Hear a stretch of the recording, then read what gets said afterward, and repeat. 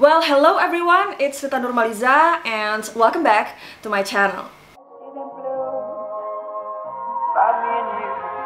And I think to myself, what a wonderful world. Di video kali ini aku mau ngenalin ke kalian segmen terbaru di channel aku, yaitu ceritanya. Nah, konsepnya di ceritanya ini nanti aku akan undang bintang tamu. Yap, ini udah hadir sekarang.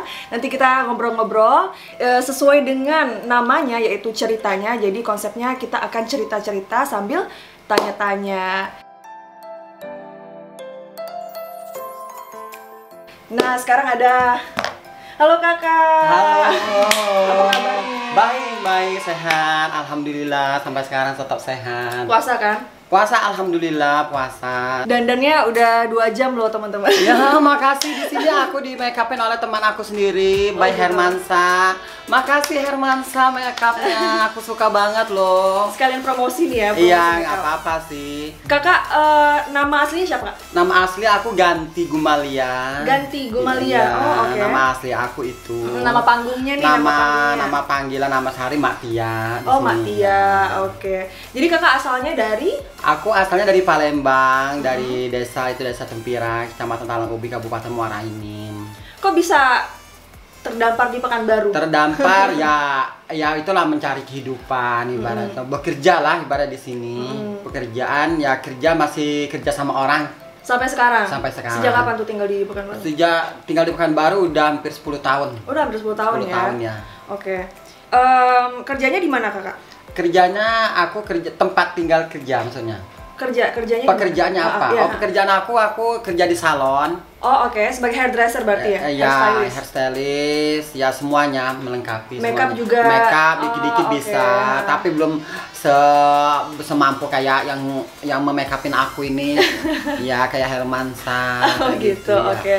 Udah sejak kapan kerja di salon? Kerja di salon udah 10 tahunan lah. Oh, jadi semenjak pindah sini tuh memang kerja di salon ya? Kerja salon ya. Oh, oke. Terus, nah ini kita langsung ke pertanyaan yang mungkin ceritanya agak unik, berbeda lah dari kebanyakan orang nih. Kakak sejak kapan nih dandan kayak Kalau perempuan? dandan sih memang mulai dari akil balik lah, ibarat udah mengetahui lawan jenis, sudah mulai kepengen dandan kayak gitu. Kira-kira Ya. umur berapa tuh? Kira-kira umur 14 tahun, Oh, ibarat, tapi oke. belum mengerti kali apa artinya dandan, belum mengerti kali itu dandan tuh kayak mana. Ibarat yang pertama aku kan tinggal di desa, tinggal di desa, masih kecil, belum tahu apa-apa juga waktu itu. Terus kenapa sih dari umur segitu nih, dari umur 14 tahun ya? Kenapa bisa tercetus ide aku pengen dandan nih kayak gitu? Sebenarnya nggak ada ide sih sebenarnya. Mungkin darah yang ada di tubuh ini udah mengarah ke sana, mungkin seperti itu. Taunya punya kecondongan kecondongan untuk akan keperempuanan itu dari kapan emang? Dari ya itu tadi Dari akil kecil? balik, dari akil balik tadi udah. Berarti umur 14 tahun Ya udah remaja ya? ya udah remaja itu udah, maksudnya udah ketertarikan kita itu udah, ya pertama udah lawan jenis tadi udah beda ketertarikan kita. Dari situlah kita udah mengetahui. Kadang-kadang di situ kita udah hancur rasa takut. Loh, kenapa sih diri aku seperti ini sih? Kenapa kok aku ketertarikan, kemauan aku kok beda semuanya, ibaratnya baik ini pergaulan aku, teman aku, pekerjaan aku, semuanya kok beda. Di waktu itu udah beda sih kayak gitu. Nah kan dari umur 14 tahun nih, ada orang-orang yang Rita tahu, yang dia bahkan itu dari kecil, yang mungkin dari umur 5 tahun itu udah dress like a woman gitu kan, udah dandan, maksudnya udah pakai baju perempuan kayak gitu maksudnya. Nah kalau kakak sendiri dari sebelum umur 14 tahun itu, apakah masih mencari jati diri atau udah tahu kalau kakak ini sukanya pakai baju perempuan atau gimana? Kalau aku sih kalau di umur bawah itu belum tahu sih. Ibaratnya pertama kita masih kecil, masih dikekang oleh orang tua, pasti dididik orang tua untuk berpakaian laki-laki. Ibarat kalau di umur bawah itu masih belum ini, tapi udah tahu. Ibaratnya sekalipun disuruh orang tua seperti itu, pasti jiwa tadi memang hanya menjalani aja sih. Ibaratnya mau berontak kayak mana, ibarat mau berontak ini takut kena marah orang tua kayak gitu kan. Oke. Terus tanggapan orang tua sendiri gimana? Kalau tanggapan orang tua sih ya pasti tidak ada yang kalau untuk mengizini seperti ini nggak akan pernah ada, nggak akan pernah ada. Pro dan kontra pasti ada. Kalau sebelum kita mandiri, ibaratnya pasti tidak akan pernah ada. Tapi orang tua apa namanya akhirnya membiarkan atau gimana? Kalau orang tua sih sekarang ini ya kemana? Sekarang udah namanya kita udah dewasa. Sekarang udah umur berapa? Ibaratnya sekarang udah mengerti dia. Sekalipun dia paksa dibunuh mati pun ya memang udah seperti ini jalannya, tidak ada yang bisa dipaksakan. Kayak gitu.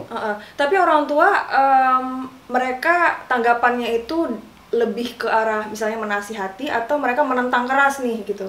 Kalau aku sih kena ya kalau ini kan aku ya tergantung. Kadang ke lain orang, lain keluarga, lain cerita. Ibaratnya kadang ada yang menentang keras, ada yang ke lain orang tua lain cara didiknya, lain ini lain caranya. Kalau aku sih ditantang keras sih enggak juga sih ibaratnya tuh kan ya mengalir seperti air aja kayak gitu. Karena aku pun enggak berlebihan kali ibaratnya tuh kan. Ibaratnya enggak perempuan kali enggak ibarat, tapi tetap jiwa perempuan aku tuh tetap nggak bisa dihindari kayak gitu ya. Iya kayak gitu, nggak kayak orang kan udah di umur sekian itu udah mau operasi tete atau apa kayak gitu kan. Aku biasa aja, tapi apa yang aku lakukan itu semuanya bersangkut paut dengan keperempuanan kayak gitu. Ya kalau misalnya Rita kan punya banyak teman nih yang transpuan ya. Kalau ada salah satu teman Rita, dia itu tertarik untuk dandan kayak perempuan itu karena dia ngelihat sosok saudaranya yang juga sama transpuan. Nah karena itu dia langsung kayak, oh kayaknya keren nih jadi transpuan, bisa menghibur banyak orang, bisa dandan. Nah kalau kakak sendiri apa sih yang menginspirasi gitu? Kalau aku nggak ada, aku yang kayak gitu nggak ada sih sebetulnya. Nggak ada sih sebetulnya kayak gitu, nggak ada. Aku memang dari hati aku sih, ibaratnya memang dari jiwa. Misalnya aku dipengaruhi, misalnya itu namanya terpengaruh, namanya kena pengaruh lingkungan atau pengaruh dari teman. Kalau aku sih enggak pure enggak. Aku ibaratnya aku sih gini aja Rita orangnya. Aku tetap pendirian aku seperti ini aja, tetap begini, penampilan aku tetap begini, jiwa aku tetap begini. Ya aku begini lah apa adanya, sekalipun aku rambut pendek aku tetap dan nama ke bulu mata ibaratnya. Tapi passion aku tetap nggak bebeha, ibaratnya, tapi jiwa aku ya tetap perempuan, ibaratnya jiwa aku tetap ya perempuan, ibaratnya gitu. Ada orang tuh yang totalitas ada, ibaratnya mau ibaratnya mengubah diri dia, ya itu kan tergantung dirinya masing-masing. Kalau kakak sendiri nggak punya keinginan untuk itu ya? Kalau untuk situ aku belum sampai ke situ sih. Yang pertama usia pun udah senja, ibaratnya tuh usia udah 46 ya, kayak nggak mungkin lagi apalagi mau dirubah di diri kita. Yuk udah begini, udah sehat aja udah syukur alhamdulillah kayak gitu kan. Tapi dari dulu memang pernah nggak sih punya keinginan untuk mengubah diri gitu? Kalau untuk mengubah diri ya siapa sih yang namanya kita udah terlahir kayak gini, kalau untuk mengubah diri itu ya udah otomatis sudah pasti ada ya kan Rita. Kalau udah mengubah diri itu berarti nama kita untuk lebih baik lagi, lebih cantik lagi, lebih sempurna. Siapa tidak, nggak ada yang mau nggak mau kan, nggak mungkin nggak mau kan. Tapi karena terhalang semuanya itu kan ada penghalang, ibarat pertama biaya kayak gitu kan. Kalau cita-cita kakak dari kecil apa nih? Dari umur kakak akhir Bali gitu kan ya, sudah tahu jati dirinya. Nah kakak tuh kepengennya tuh arahnya kemana gitu?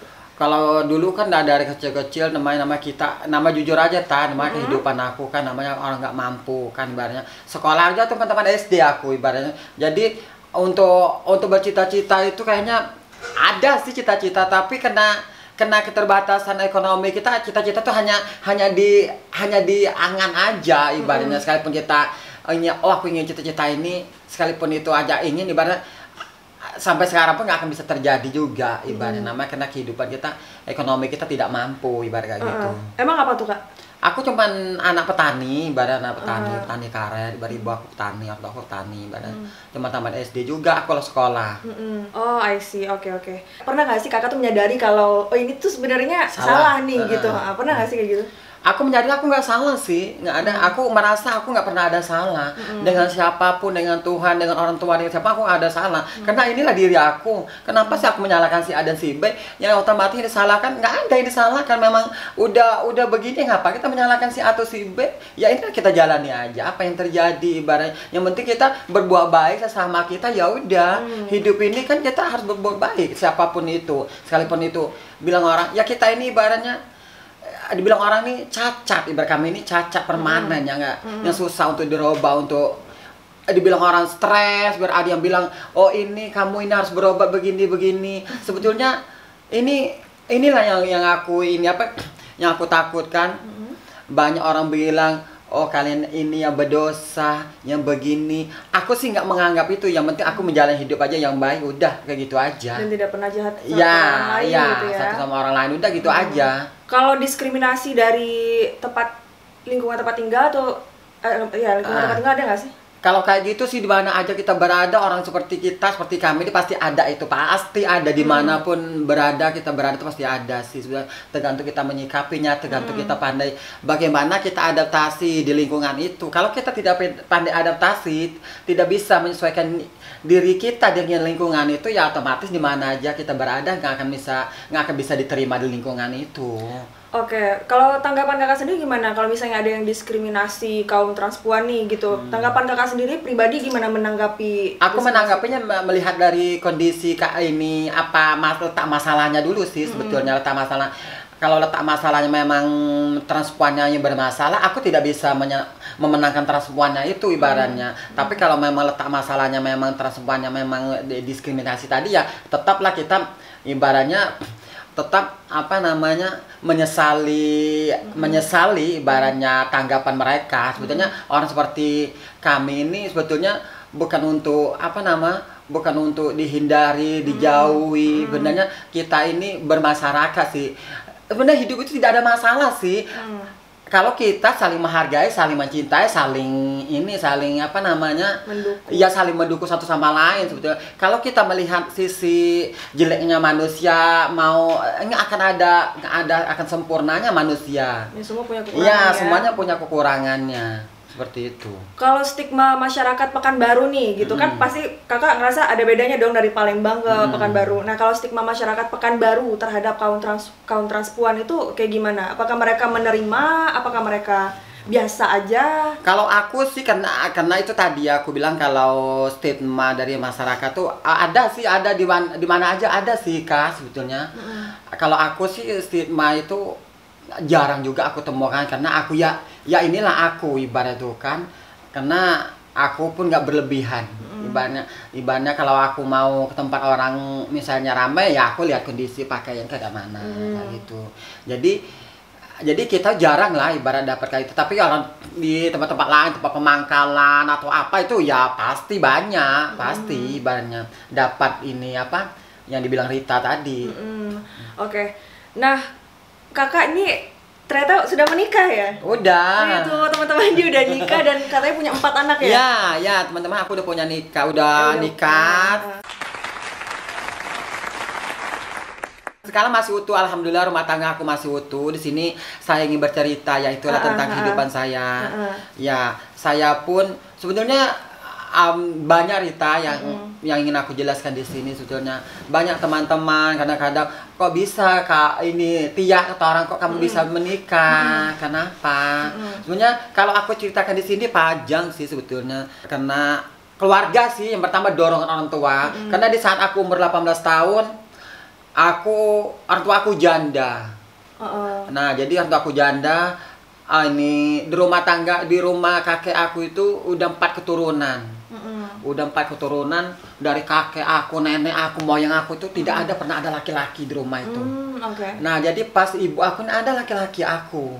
Jadi kata kakek aku tuh ngerti apa yang terjadi dengan aku, tahu dia. Karena dia itu seorang musisi juga. Jadi pemain keyboard, dia dulu kan pemain musik. Jadi video-videoan itu orang seperti aku. Jadi orang seperti dirimu ini katanya aku sekalipun kau tidak cerita aku udah tahu apa yang terjadi di tubuhmu, udah tahu katanya. Aku tahu kamu tidak mencintai perempuan, tahu. Tapi tolong hargai katanya, di rumah kita ini udah 4 keturunan loh. Udah 4 keturunan ini tidak ada pernah laki-laki. Nah, dan lagi itu desakan dari kakek aku. Desakan dari orang tua aku, ibu aku ini janda. Tolong katanya aku janda katanya kan. Kalau kau nggak mau nikah, aku yang nikah katanya. Jadi dua pilihan ini sebenarnya sangat sangat menentang aku. Aduh, kayak mana apa yang terjadi dengan aku kan?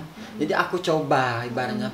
Tapi alhamdulillah aku coba bukan emak aku, orang tua aku atau kakek aku yang menjodohkan aku. Memang aku mencari sendiri ya.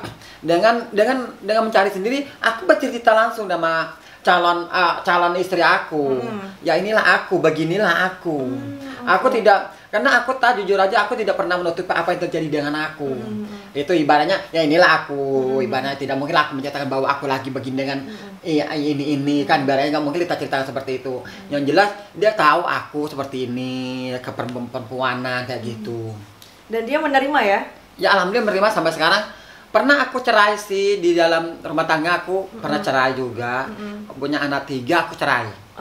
Ini cerai hampir 2 tahun, tapi alhamdulillah mungkin mantan istri aku itu mungkin ada baiknya, mungkin dipikir-pikir balik-balik. Oh ya, daripada aku menikah lagi, mendingan aku ada baiknya mungkin. Jadi alhamdulillah rujuk lagi kami sampai sekarang. Baru ada anak yang keempat. Ya, anak yang keempat. Emang di keluarga ada berapa saudara? Aku 4 bersaudara, 3 tapi 1 meninggal, jadi tinggal 3 bersaudara. Kalau aku, kalau istri aku ada 8 bersaudara dia. Nah, awal mula kakak bisa melamar istri itu kayak gimana sih? Kalau melamar sih aku nggak ada lamaran, namanya aku tidak, namanya pacaran itu bukan pacaran. Kalau orang pacaran kayak misalnya orang betul-betul menyukai sesama lawan jenis itu kan memang dia rayu atau ya begini bercerita kan. Kalau aku enggak, Rita, cuman to the point. Aku temui si perempuan ini. Nah, aku temui bahwa aku bukan untuk main-main. Aku bilang nama istri aku kan Pi. Aku datang ke sini, aku bukan untuk main. Nah, ini aku memberimu barang sesuatu, ini ada sesuatu barang aku beri samamu. Nah, kau ambil barang ini. Nah, ini tanda bukti bahwa aku tuh ingin serius samamu. Nanti misal seminggu atau seminggu lagi aku kesini lagi. Kalau kau mau, oke, aku bilang mau. Kalau kau nggak mau ya udah, nggak apa-apa. Oh, langsung terpain gitu, langsung ngajak nikah gitu ya? Enggak, belum aja nikah. Jadi kau pikir dulu seminggu setengah bulan ini. Nanti aku sini lagi. Jadi apa tanggapanmu atau apa yang kau dapatkan nanti? Misalnya kalau kau iya ya iya, kalau kau nggak mau ya udah, nggak apa-apa. Terus dia langsung mau gitu? Ya, dia bilang, ya setelah aku bilang kayak gitu, nggak mau dia. Oh, nggak mau awalnya? Nggak mau, dia nggak bisa loh, katanya cepat-cepat kayak gini. Katanya aku mau pikir dulu. Ya udah, bilang kalau nggak mau, bilang kan berarti kita nggak jodoh. Bilang kan, ya udah, aku mencari lagi ibaratnya lama, setelah lagi nggak ada yang mau juga. Capek nyari namanya ibaratnya capek, namanya kita ini udah seperti ini kan. Jujur aja susah kalau untuk mencari seseorang yang mau menerima, ya ibaratnya bentuk kita udah seperti ini, kayak ibaratnya susah. Jadi kayak mana aku lagi balik lagi ke ini lagi, bini aku ya sama lagi kayak mana bilang. Nah, jadi kayak mana ya udah, di saat itu lagi musim sawah. Ya udah gini aja, kata kalau kamu betul-betul mau sama aku, kita ntar lagi panen, katanya panen sawah, katanya habis panen lagi kita bisa nikah katanya. Nah, habis panen itulah kami nikah kayak gitu. Oh, oke. Tapi ada acara kan ya pernikahan? Ada acara adat sana, ada ibaratnya. Oke, tapi berarti pakai baju laki-laki dong? Ya baju laki-laki semuanya. Kalau di rumah sendiri gimana? Apakah dandan atau enggak? Kalau hari-hari biasa enggak. Yang di rumah enggak ya? Enggak, namanya kita kerja, nggak mungkin lah satu daerah satu kerja tani mau dandan ya hal yang nggak mungkin kan. Iya. Nah, kalau anak-anak sendiri tanggapannya? Kalau anak-anak sih, kalau tanggapan sih dia tidak, namanya anak-anak nggak mungkin dia langsung membunuh karakter ayahnya. Bagaimanapun ayahnya kan, ya tidak mungkin seorang anak tuh misalnya orang tuanya cacat buta, oh nggak mungkin lah dia ini misalnya aku kan seorang kayak gini kan, nggak mungkin lah dia mencaci orang tuanya sendiri kan kayak gitu. Terus bedanya kakak di luar sama di rumah, misalnya di luar mungkin lebih begini, kalau di rumah mungkin lebih kebapaan atau gimana gitu, ada nggak sih bedanya? Aku tidak pernah bisa membedakan aku di mana. Aku di rumah aku ya kayak gini. Sama aja. Iya, sama aja. Ibarat kalau lagi di dekat teman ya tekaknya lebih terbuka. Ibarat kalau di rumah ya nggak mungkin lah kita tekak kali. Ibarat cuma itu aja sih. Ibarat agak lebih berdiam aja. Jadi kalem lah di rumah. Lebih kalem gitu dikit aja lah ibarat. Kalau sekalipun misal di rumah pun kalau ada teman-teman lagi main ke rumah ya tetap ibarat itu ya tetap nggak bisa aku hindari. Ya ketawa ya itu tetap terjadi ibaratnya. Anak yang paling gede umurnya berapa sih? Umur udah 22-an. Oh, udah dewasa. Udah punya cucu aku. Awet muda ya kakak ya berarti? Nah, ya alhamdulillah ya dibilang awet muda ya enggak juga sih ibaratnya tuh. Udah umur aja udah 46. Ya termasuk awet muda lah ya, Ya, hampir kepala 5. alhamdulillah, ya. Oke, nah kontribusi kakak nih terhadap kaum transpuan Oh, di Pekanbaru atau di kalau aku sih cuman kalau yang dibilang seperti itu, aku sudah memberitahu aja teman-teman ibaratnya berkaryalah ibaratnya jangan takut berkarya, jadilah diri sendiri. Karena kita jadi diri sendiri itu lebih nyaman, lebih kita bisa berekspresi. Karena kita menutupi diri kita yang bukan diri kita sendiri itu kita akan menyiksa diri kita sendiri itu. Ya ibarat orang seperti kami kan jarang untuk sampai menikah, ibarat jarang sekali. Aku pun syukur alhamdulillah karena didesak orang tua aku itu sih sampai sekarang bisa nikah. Kalau nggak ada ini dari mereka tuh sampai sekarang pun nggak ada niat untuk nikah sih. Ibaratnya mau ketertarikan sama perempuan tuh nggak ada, ibarat kayak gitu. Tapi menurut kakak keputusan menikah itu adalah keputusan terbaik yang pernah kakak ambil atau bagaimana?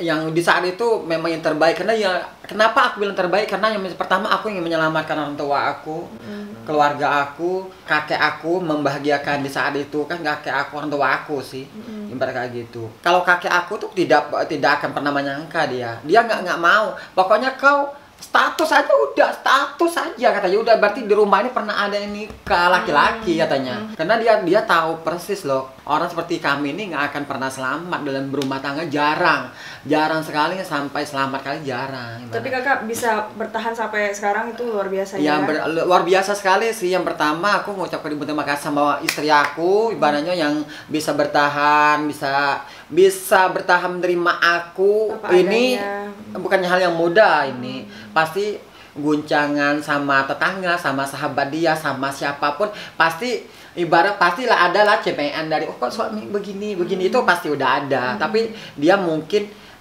pertama dia ada komitmen, mungkin dia sekalipun orang bilang oh ya udahlah itu kan suami aku ya, ibaratnya misalnya orang bilang oh suami begini ya itu kan aku mencintai dia apa adanya, mungkin dia langsung menekan seperti itu ibaratnya.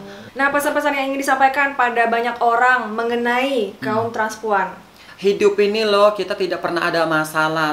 Tolong dong saling hargai, saling cintai. Sebenarnya Allah untuk mencari kesempurnaan manusia, aku rasa manusia tidak ada sempurna. Berbicara masalah dosa, ya urusan dosa itu urusan dosa untuk urusan mereka sama Tuhan mereka.